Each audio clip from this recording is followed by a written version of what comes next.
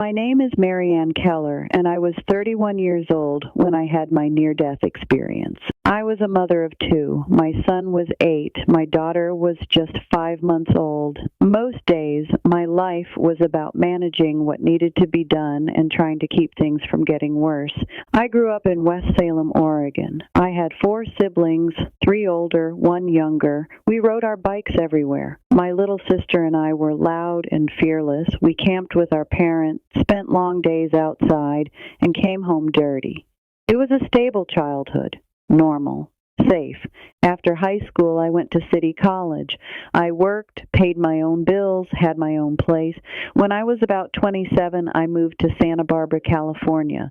That move took me far from my family and my support system, and that's where I got married. The marriage became abusive. Slowly at first, then unmistakably. Control replaced conversation. Anger replaced reason.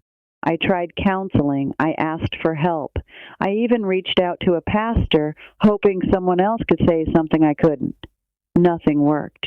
By then, leaving felt dangerous. Staying felt unavoidable. Around that same time, my body began to fail me. During one violent incident, I was injured badly. The pain started in my lower back and didn't leave. Walking became difficult. Sitting was worse. Standing for too long felt impossible. The pain wasn't sharp. It was heavy, constant, like something had broken and never reset. The first doctor I saw told me I might never walk properly again. I was 31 years old with a baby and a young child, being told my body might already be done. Eventually, I was referred to a neurosurgeon. He believed he could help, but before surgery, he ordered a diagnostic procedure, a myelogram. At the time, it sounded routine, technical, necessary. As for faith, I believed in God, but quietly. Faith wasn't something I practiced or built my life around. I didn't attend church regularly. I didn't pray often. God existed more as an idea than a presence in my daily life. Whatever waited after death wasn't something I actively believed in or thought about.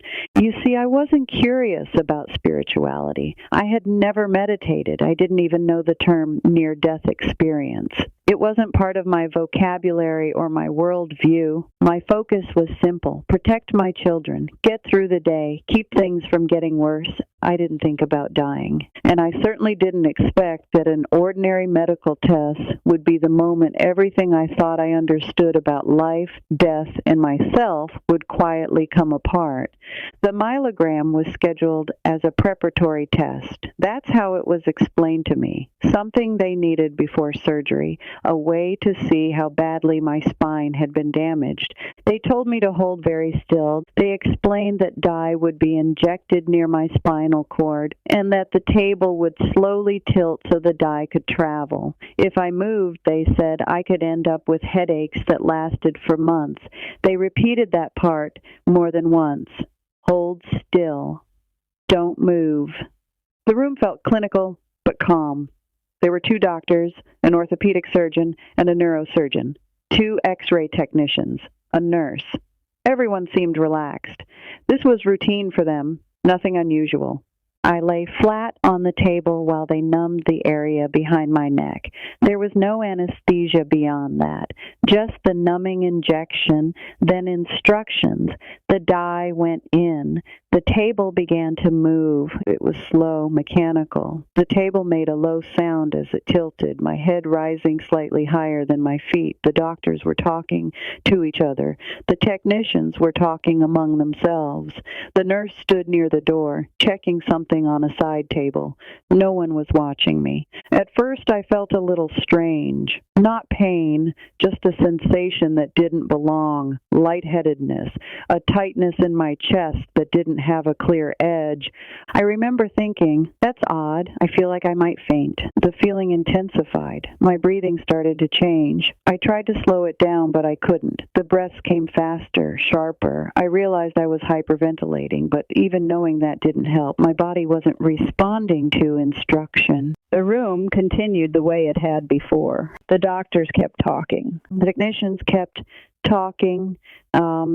The table kept moving. I tried to focus on staying still because that was what I'd been told mattered. My vision began to narrow. The ceiling lights blurred. I couldn't tell if my eyes were open or closed.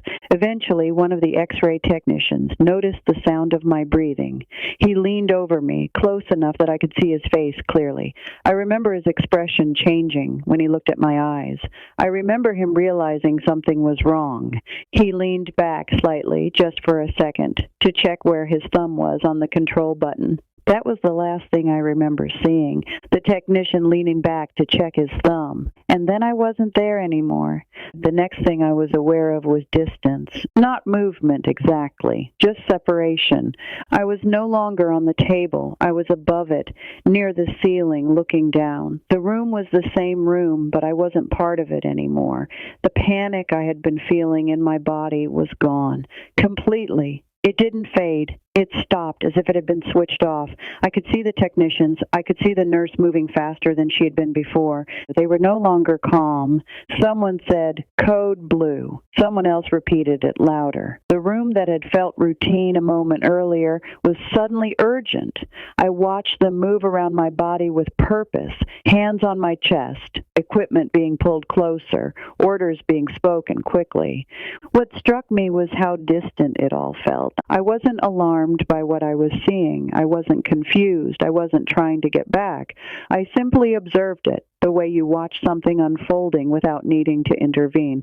At some point, the thought occurred to me, very plainly, if I'm here and my body is there and they're calling a code blue, then I think I've died. The thought didn't carry shock. It didn't come with fear. It landed the way a fact does when it finally makes sense. As I stayed where I was, there was a sensation that wrapped around me. The closest way I can describe it is like being covered in a blanket. Not physically, but completely. A feeling of warmth, of acceptance, of being held without pressure. It wasn't excitement, it wasn't relief, it was comfort. I felt known without needing to explain myself. I felt accepted without conditions attached. The fear that had shaped so much of my life simply didn't exist in that space. Then I became aware of a presence beside me. I didn't see a face, I didn't hear words, but I knew who it was. I recognized him immediately, without question. There was no doubt, no hesitation, no need to analyze it. To me, it was God. Standing there, I wasn't afraid. I felt more myself than I ever had. From where I was, I could see everything happening below with unsettling clarity. Someone brought a machine into the room, a small box with a screen, and set it on a ledge beside the table. I watched as white circles were peeled away and placed across my chest. Wires followed. Movements were quick, practiced. No one looked up. As I watched, something pulled my attention downward. Not forcefully, just enough to draw me closer to the machine. My awareness shifted, and suddenly I was right in front of the screen. I saw a thin line stretch across it, straight, unbroken. And in that moment, I understood what I was looking at. That was my heart monitor. That line was my flat line. As soon as the recognition formed, my awareness moved again. I was back near the ceiling, beside the presence I had already recognized. The comfort returned instantly, as if it had never left. It felt deliberate, as though I'd been shown only what I needed to see. Below us, voices grew sharper. Someone said too much time had passed. Someone else said the words, brain dead. I watched a doctor step forward, raise his arm, and strike my chest with force. I saw my body react, jolt slightly, and settle again. I didn't feel it. I didn't feel anything from the body at all. And it was then, for the first time, that the presence beside me spoke. The voice didn't come from a mouth. It wasn't loud. It didn't echo. If you go back, the presence asked, you will still be in your marriage. What will you do? There was no judgment in the question, no pressure, no instruction, just the question itself. And immediately I saw my life. Not as a replay, not in sequence, but in flashem. Moments surfaced one after another, quick and sharp. The anger, the control, the apology that followed the violence, the promises that things would change, the fear I had learned to live inside, the time times I had tried to help him, the times I had tried to leave, I saw my children. I saw what they had already endured. I saw what would happen if nothing changed. No one told me what any of it meant. I understood it on my own. It wasn't him that needed to change. It was me. I realized that if I returned to my body without changing anything, I would return to the same life, the same danger, the same cycle. So I made a decision, not out loud, not as a plea, just a clear internal promise. If I was allowed to go back, I would leave. I would get strong enough to protect my children. I would not stay. The moment that decision settled, everything shifted again. The return didn't happen gently. I remember watching the orthopedic surgeon step forward. I saw his arm move back, then forward, and felt the impact before I understood what it was. My body jolted beneath him. The second strike came quickly after the first. And this time, something caught. Suddenly, the calm I'd been in collapsed inward. Awareness narrowed. Weight returned all at once. My chest burned. My throat felt raw, like I'd been breathing dry air for too long. I opened my eyes and closed them again immediately, because the effort felt overwhelming. Someone told me not to speak. Someone else said my name. I remember thinking very clearly that I didn't want to be there. Wherever I had been hadn't required effort. This did. The room was full of people staring at me. Shock moved across their faces in ways they didn't bother to hide. When I finally asked what had happened, the answers were careful, vague, clinical. Later, I was told nothing unusual had occurred. Over the next few days, I kept asking. No one wanted to talk about it. Charts didn't reflect it. Conversation stopped when I entered the room. Eventually, I stopped asking. For years, I didn't tell anyone what I remembered. I didn't have language for it, and I didn't have anyone I trusted to hear it without dismissing it. But the memory didn't fade. It stayed as clear as the moment it happened. What did change was my life. I left my marriage. Not immediately and not easily, but deliberately. I stopped trying to fix someone who had no intention of changing. I built a different life for myself and my children. Later, I found a relationship that felt nothing like the one I had escaped. Death doesn't frighten me the way it used to, but living without honesty does. I don't tell this story to explain death. I don't tell it to change anyone's beliefs. I tell it because it happened to me. I came back knowing I still had work to do here, and I've been trying to live up to that knowledge ever since.